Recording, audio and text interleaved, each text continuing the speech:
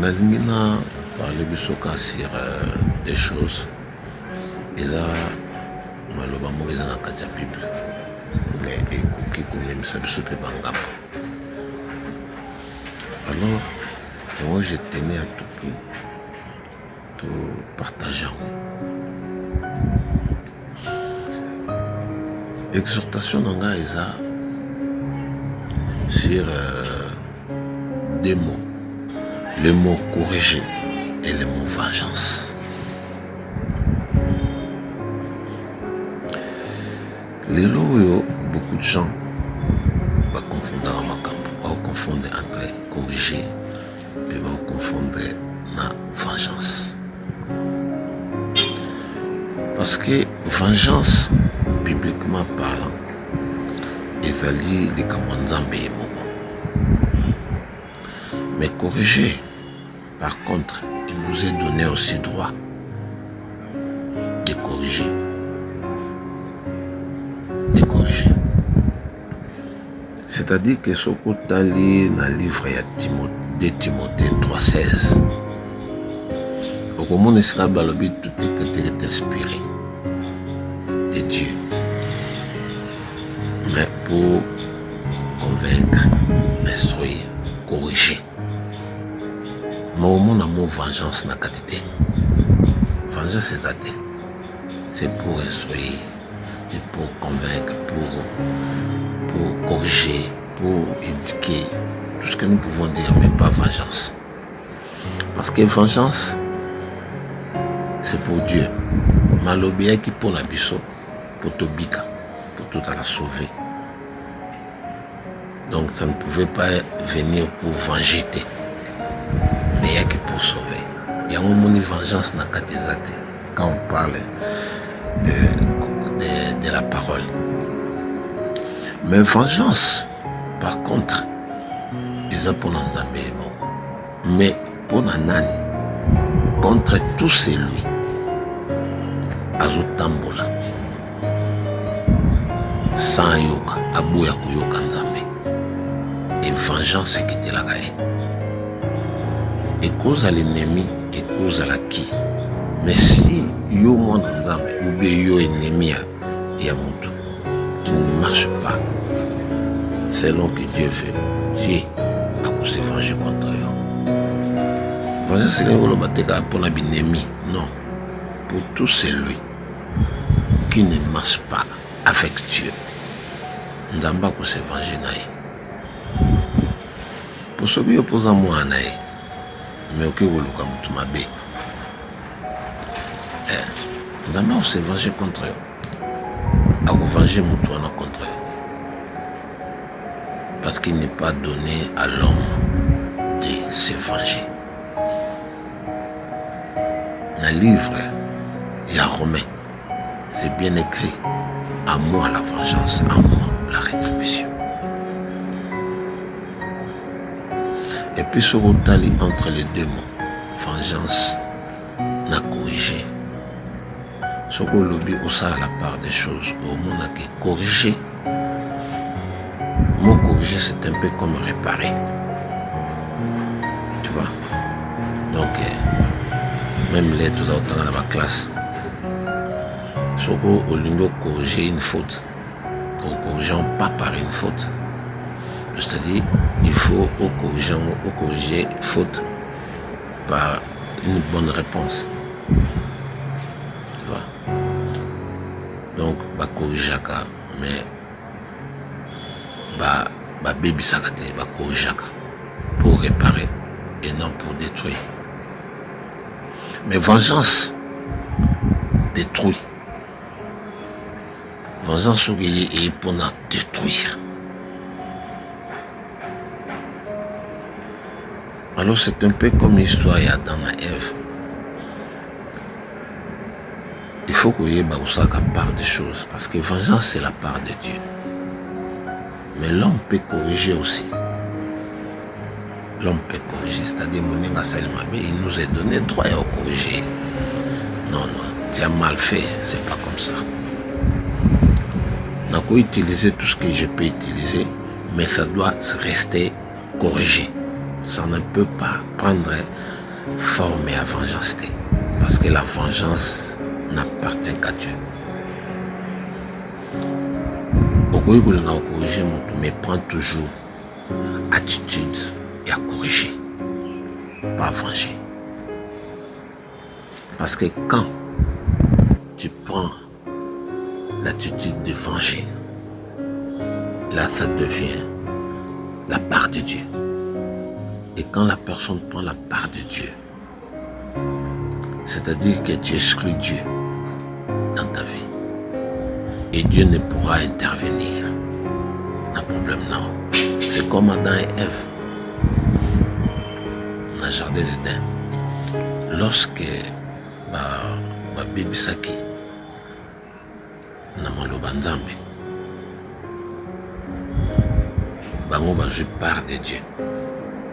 C'est-à-dire que Nzambe ayebisi bango na kati ya jardin bolia biloko nyonso me bosimba nzete mibale oyo te. Donc il y a connaissance à bien de mal et à vie. Ça c'était pas leur part, ils étaient pas Nzambe.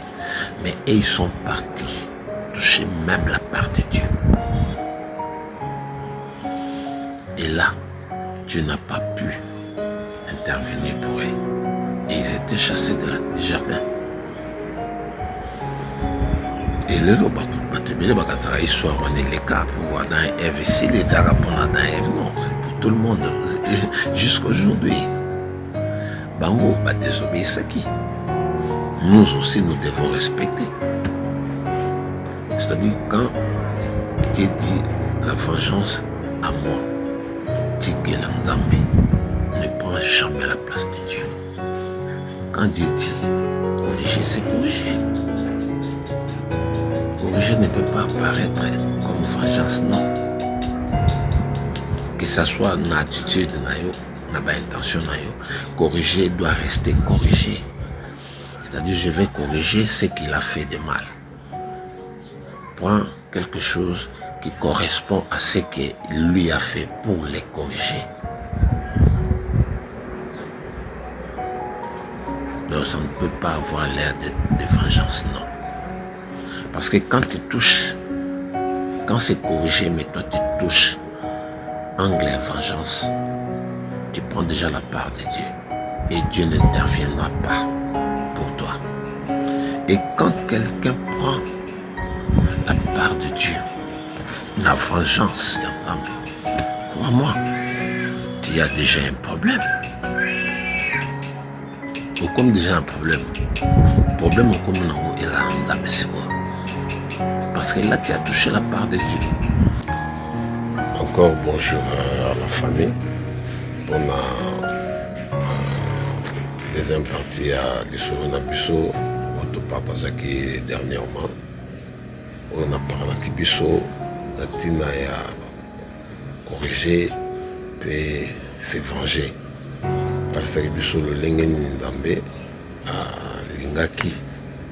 Bisso Toyeba Omema. Tout en respectant la part de Dieu. Tout le monde a corrigé dans la qui part et à mot. Et là qui paye les cambos et ça la peine moto. Que moto pas corriger mon enga na moto. Mais venger et ça qui part et ça qui seulement destiné pour Dieu. Pour la moto. Alors on a expliqué que Bisso Yango est au point où tu comment qui ne sait pas wapi. On a copié cet exemple dans le livre de Ézéchiel 25 na verset 12 na 15. Et si wapi bazotalisa biso et donc lorsque akendaki kosala vengeance sur bandeko na ye epai ya Juda balobi soki otangi na passage wana il s'est rendu coupable devant Nzambe mpo azwaki likanisi ya kose venger. Et soki otangi parti wana ocomprendre pourquoi Dieu Nzambe se vengeaki contre ye. Parce que ye na esika ye azwaki esika oyo ezalaki ya Nzambe mpe asalaki likambo Nzambe apekisaki Nzamba s'est vengé contre lui. Nde yango moni nazali koyebisa biso mutu akoki jamais kose venger contre mutu ote. Il faut vraiment nalakisa ye non, ce n'est pas permis na mutu à se venger contre mutu oyo epesameli mutu mpo mutu asala c'est ya kosala malamu mpona mutu. À propos kutu ya monguna, si nous voulons parler de l'ennemi, parce que ceux qui pone ennemi nde yo ozoli mosala mabe, mais à propos de l'ennemi, parlons un peu de l'ennemi. Que dit la Bible à propos de l'ennemi? Que dit Jésus-Christ? Jésus a dit dans le livre Matthieu, dans le livre Matthieu 5, dans 44, 45. Livre Matthieu Epsilon. Balobi, soki bayebisaki bino ke boyina bango na bino menga Jésus-Christ na ye koyebisa bino bosalela bango bolamu bolinga bango. Soko tango komona basengaki moto asevange te. Soki totali, soki toyebi biso nyonso to makambo esalamaka na Islam. Na Islam, na Coran, eza na passage moko elobi œil pour œil, dent pour dent. Sinon, totika Bible, tobanda otanga Coran, tobanda osalela Coran. Mais na Bible balobi mutu ayi na mutu te, mutu a se venger contre mutu te, mais c'est par contre corriger par le bien. Lakisa ye lokola azosala yango mabe, azolakisa mabe, yo lakisa ye malamu, yo pesa ye toujours bolamu.